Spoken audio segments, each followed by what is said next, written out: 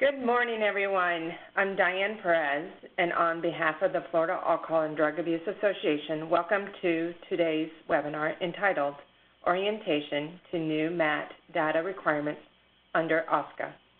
This webinar is being made available through a collaboration of the Office of State Courts Administrator, OSCA, and the Florida Alcohol and Drug Abuse Association.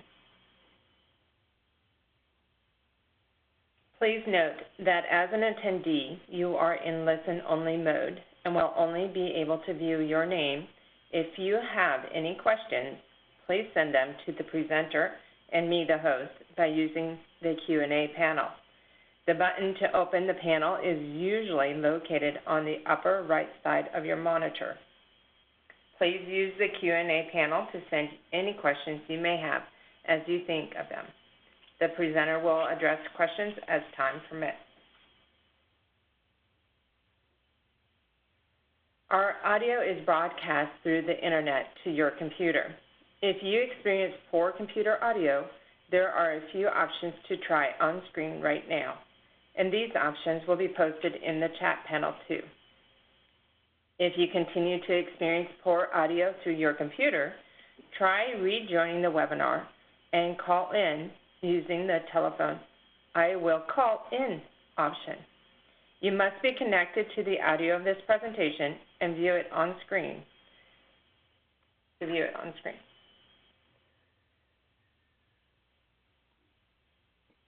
The recording and materials used in today's presentation will be available on the FADA website. To access the recording, go to www.fada.org. Also, a PDF version of the PowerPoint presentation will be emailed to participants within a similar time frame.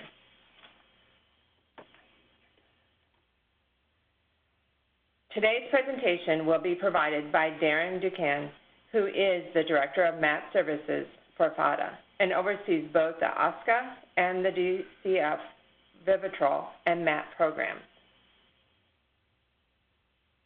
And now I'd like to welcome our presenter, Darren Duquesne. I'll turn the presentation over to you.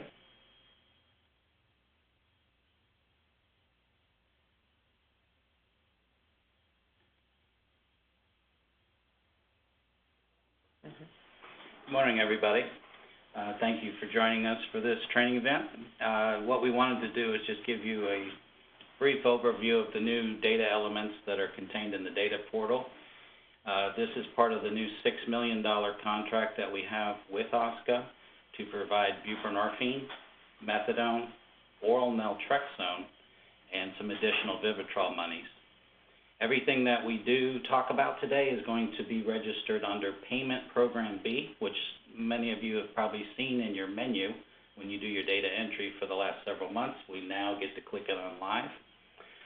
Just as a quick update for those of you that have sent in your MOAs, I do have 11 of them signed as of this morning, and we'll get those back to you this afternoon.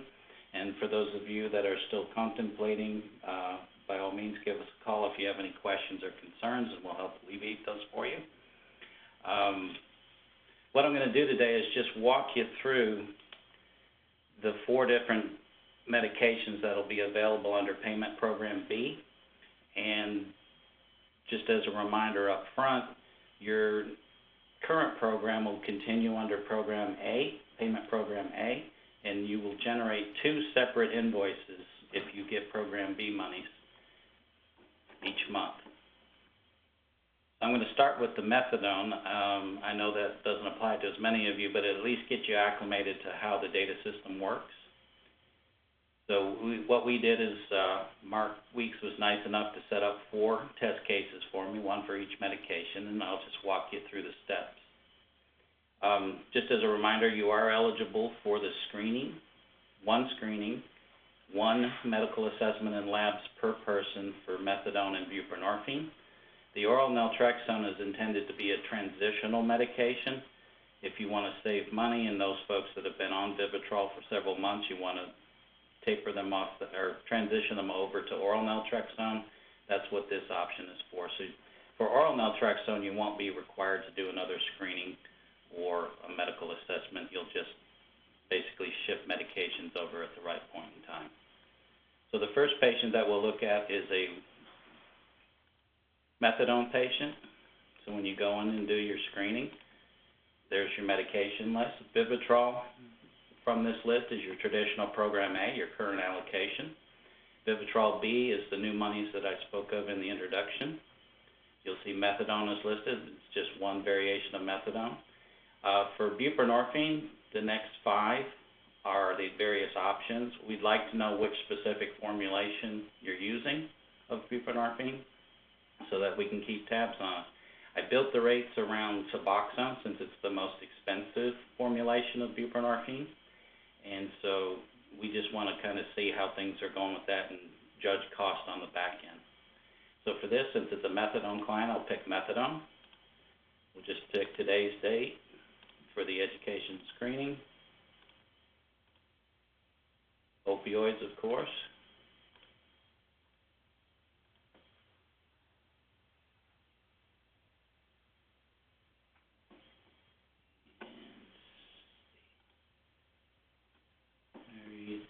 And click Save. Okay, so I'll just quickly go through and do the medical assessment. Same thing, y'all are used to doing these entries. And then just go ahead and save.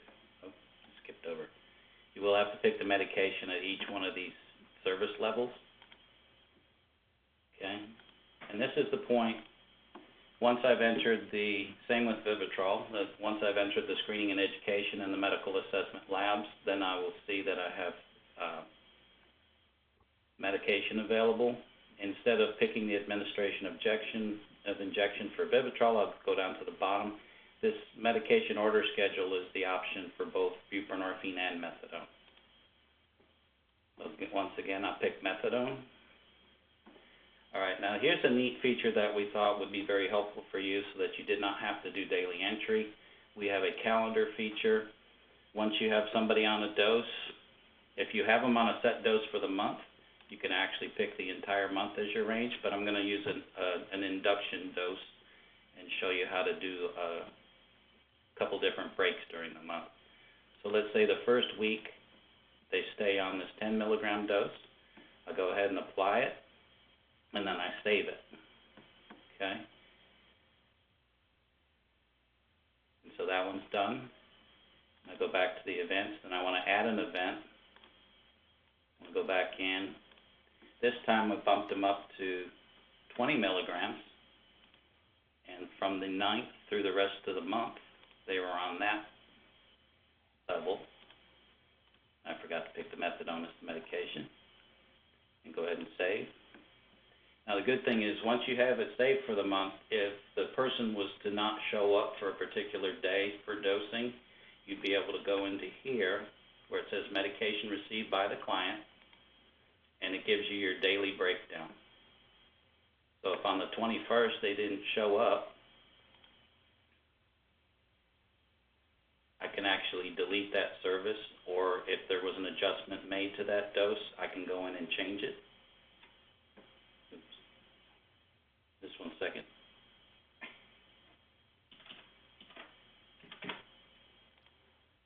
And I can edit the individual day.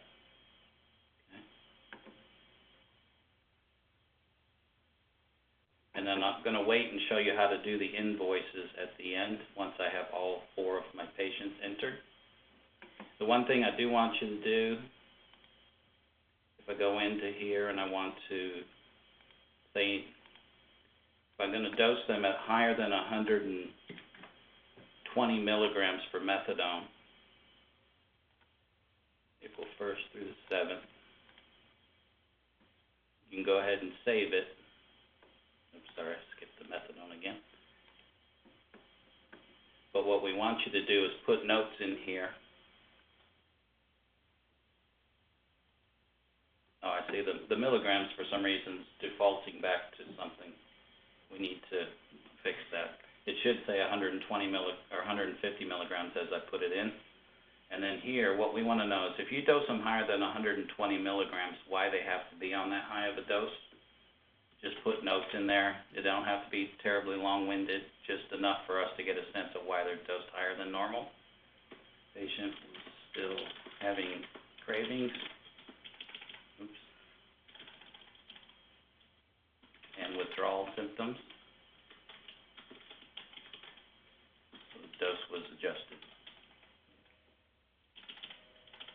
I'm not used to the keyboard.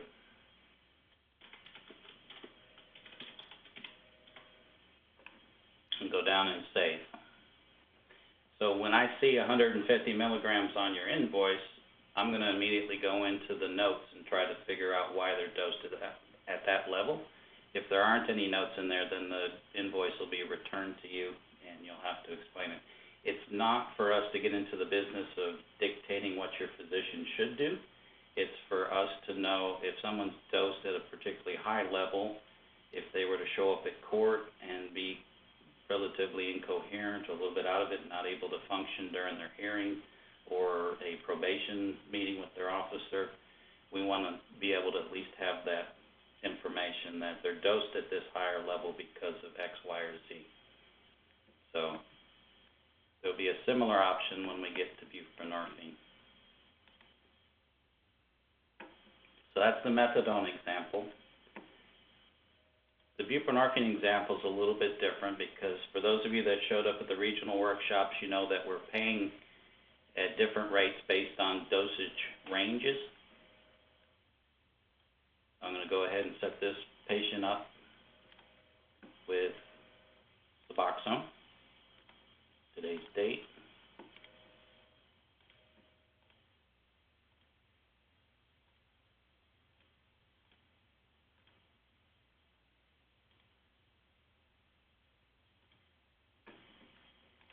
Save that service. I'm going to go into the medical assessment real quick.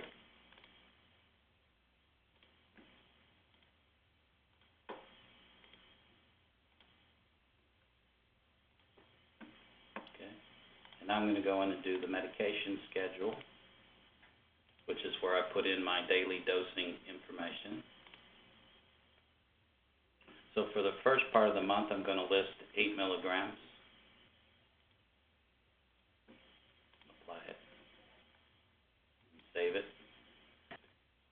And then say we make an adjustment mid-month. Go back into the medication order schedule, pick Suboxone, and now we've bumped them up to 16. Oops. For the remainder of the month.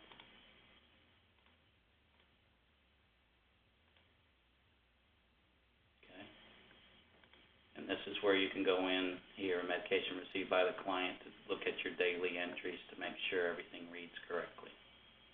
Okay. And if I had to edit, I can open that particular day up, change the dose, or delete it outright if the person didn't get a dose on that day. It would be less likely for that to be the case with buprenorphine since it's a prescription, but it would be a possibility more so with methadone.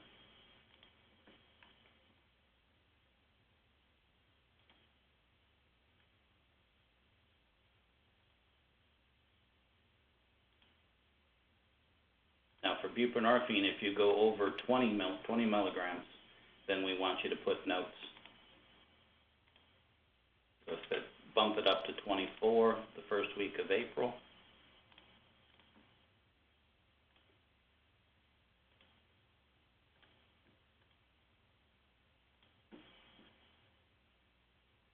then I need to put notes in the, and like I said, it looks like it's there's a problem with the dosing kicking back, and we'll have that fixed in the next day or so, so don't worry about it. So in the notes, I just have to say,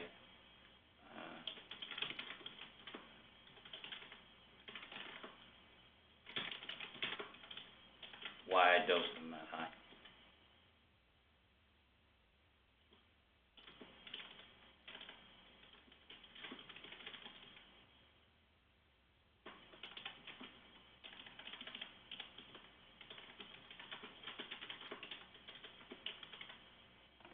And then just click Save.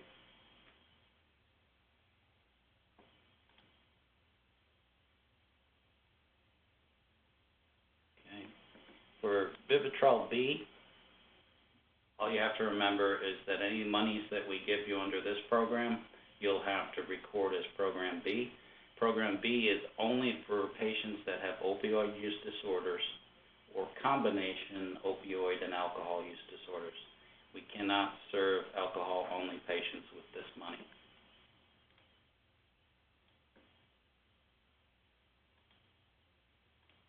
just do it your normal, Vivitrol B. That's where you have to be careful to pick the right thing. And as you can see, you don't have an option for alcohol under Vivitrol B. So it's imperative on your end when you're doing your intake screening to really probe and make sure there's no misuse, abuse, or dependence of opioids in their recent history.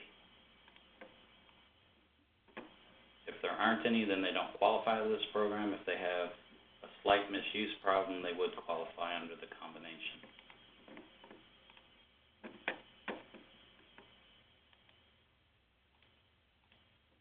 Medical assessment, same thing, pick Vivitrol B.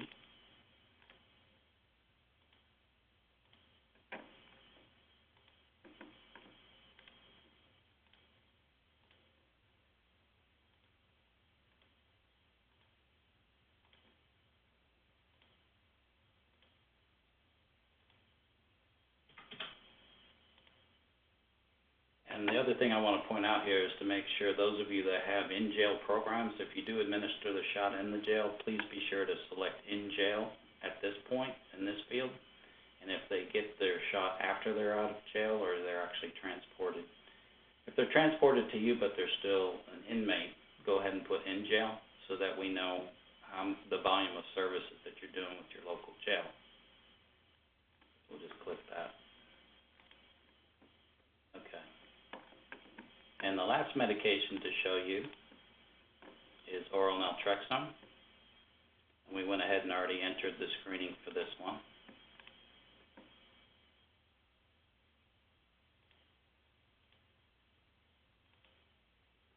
And the good thing is we have it automatically defaulting because it's a set amount that you dose each day, 150 milligram tablet. So let's just say they did that one for the month. Apply that one. And click Save. And again, you can actually edit individual days if you know they didn't actually get dosed on a day and take it out. So it's okay to pre-populate the screens if you know what the dose level is ahead of time. But when you before you generate your invoice at the end of the month or after the close of the month, go back through and make sure that you've accounted for any adjustments to the dosage level or any deletions for particular days that you need to make. Okay, so after all those things are entered, you see I can generate my payment request under, I got to select Program B, and for your traditional program, you're going to pick Program A.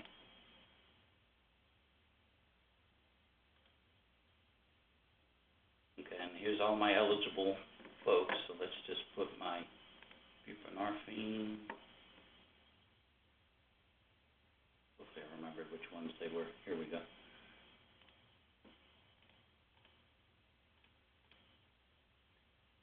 Control B. My buprenorphine. And my oral naltrexone, folks.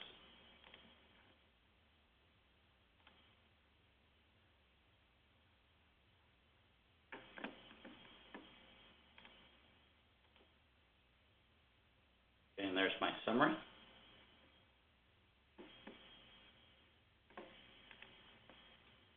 Same as your current program.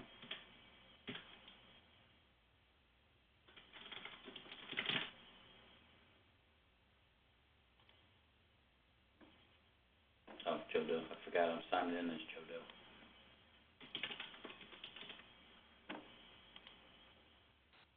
And there it is.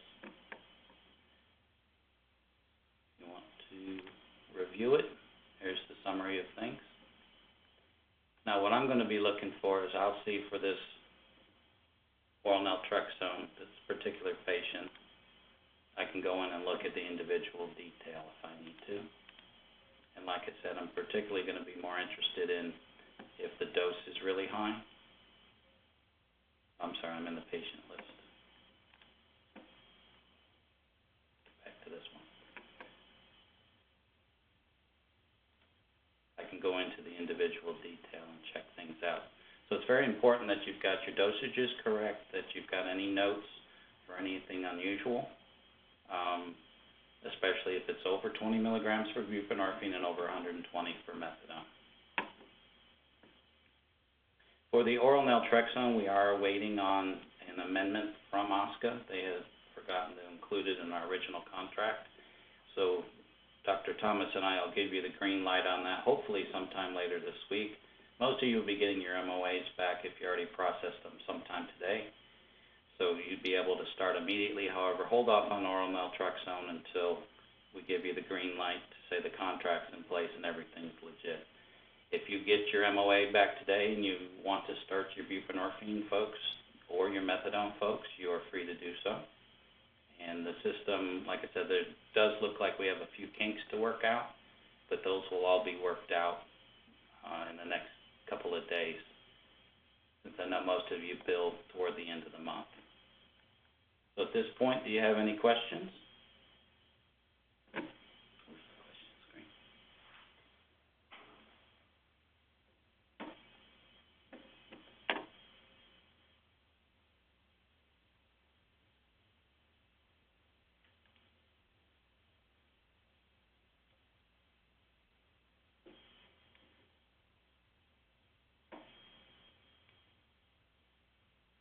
Just a second, we're preparing the questions that have come in.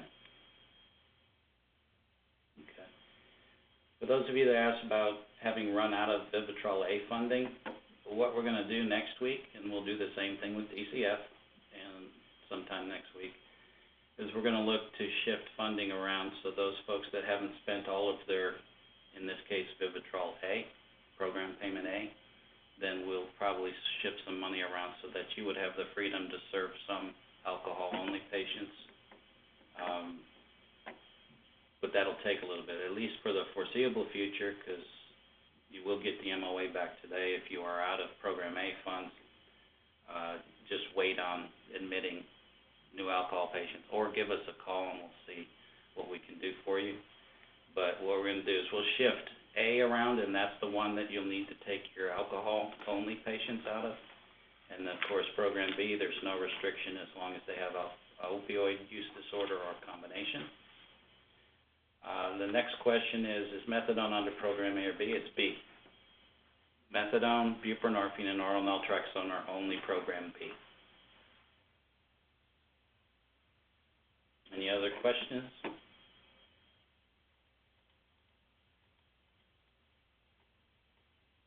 We just wanted to give you a general orientation this morning on what it looked like and how it'll work. We know that when you get around to doing your entry and your invoices, you may have additional questions, and that's fine. We shift under B. If you, as I mentioned, if you don't have any Program A funds, we'll talk to you about that. If you have any further questions beyond that, just give us a call. But for the most part, you can take care of most everybody other than alcohol only under Program B.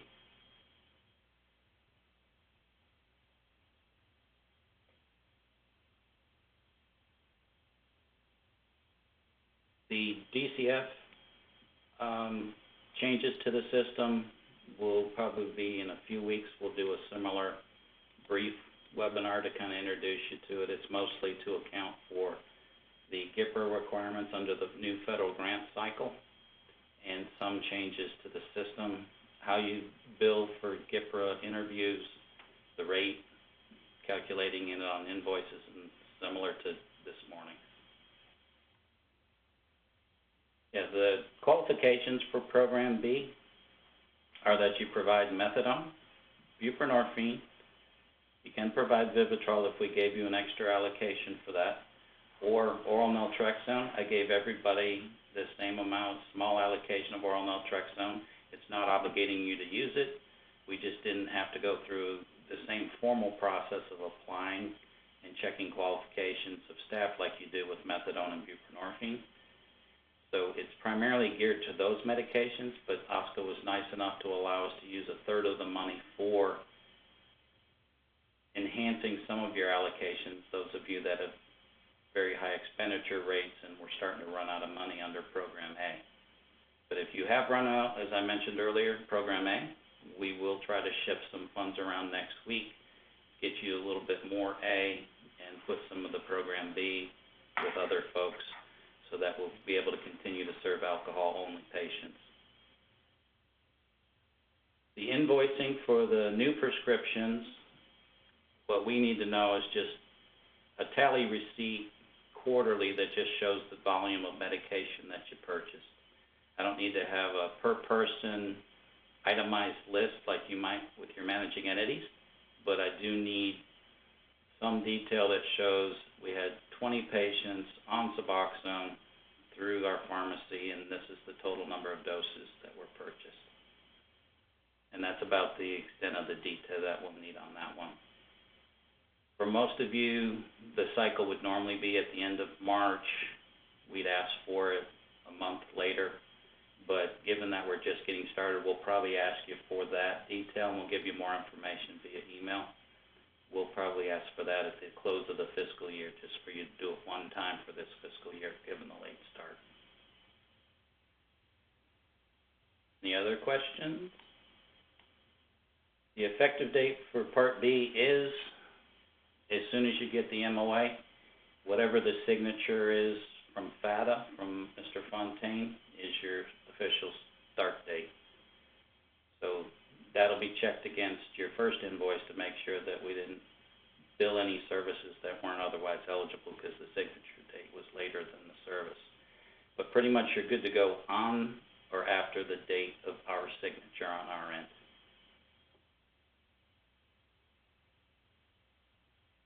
And as I mentioned earlier, if I forgot, each one of the patients for methadone and buprenorphine is eligible for one screen and one medical assessment. Same rules as Vivitrol.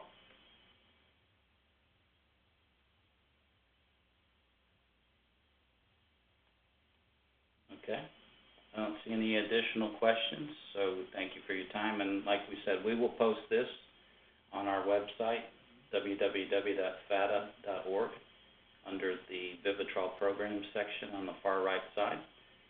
And if you should have any questions as you get into data entry, by all means, just give us a call and we'll walk you through it.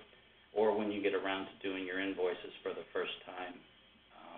As I mentioned earlier, I'm hoping all the bugs will be worked out. One of the good things in seeing the few glitches we noticed today is we'll probably have them fixed by the end of the day. So for those of you that get your MOAs back today, you should be able to start, and if you're so inclined, start recording data on it as well. So thank you for your time. Thank you, Darren, for this presentation, and thank you for participating in today's webinar. We'd also like to recognize and thank especially the Office of State Courts Administrator for their continued support. Have a great rest of your day. Bye.